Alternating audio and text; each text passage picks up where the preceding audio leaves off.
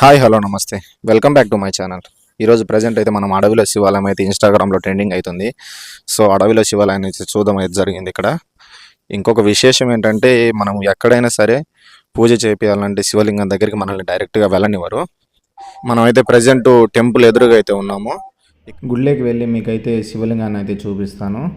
గుడి చాలా పురాతనమైన గుడి అండి. ఫస్ట్ ఈ శివలింగం ఒక్కటే ఉంది అంటున్నారండి. ఇక్కడ ఈ శివలింగానికి అభిషేకం మన చేతులతోనే చేపిస్తారండి, మన స్వహస్తాలతోనే.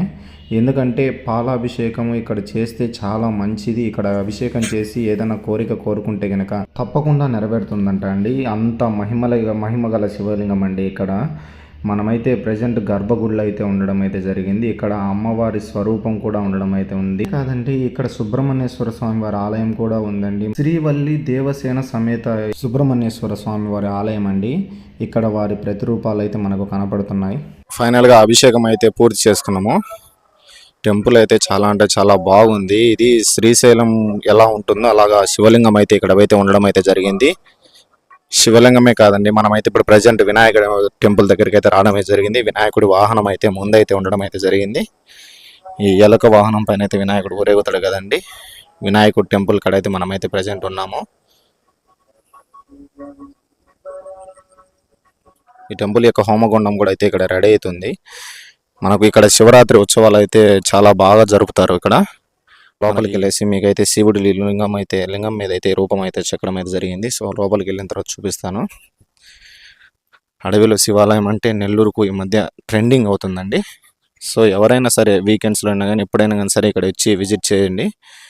ఈ చెట్టు పేరు వచ్చేసి తెల్లమద్ది చెట్టు అంట అండి. సాక్షాత్తు శివయ్య స్వరూపం అంట అండి. ఇక్కడ దర్శించిన వాడికి శివానుగ్రహం అయితే జరుగుతుందంట అండి.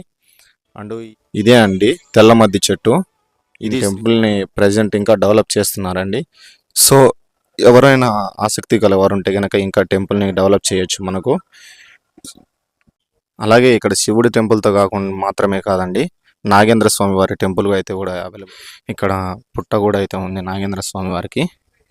అండ్ నాగేంద్ర స్వామి వారి యొక్క రూపాలు కూడా అయితే ఉన్నాయి ఇక్కడ. దయచేసి మీ అందరినీ నేను ఒకటే అడుగుతానండి, ఈ వీడియో మాత్రం వైరల్ అవ్వాలి. ఎందుకంటే ఇది నా స్వార్థం కోసం కాదండి.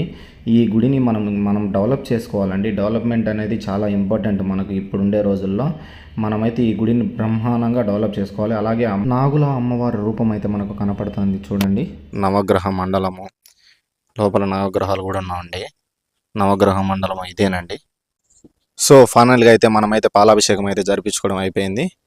ఎవరైనా సరే ఈ టెంపుల్ని కూడా డెవలప్ చేయాలనుకుంటే కనుక కొంచెం ఆసక్తి చూపించండి. ఎందుకంటే ఈ టెంపుల్ 2018లో అయితే స్టార్ట్ చేయడం అయితే జరిగింది.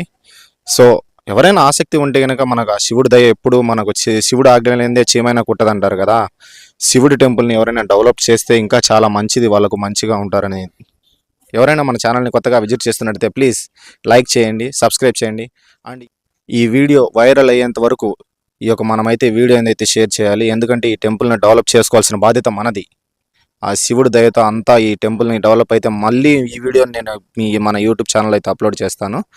So thank you for watching. Bye bye.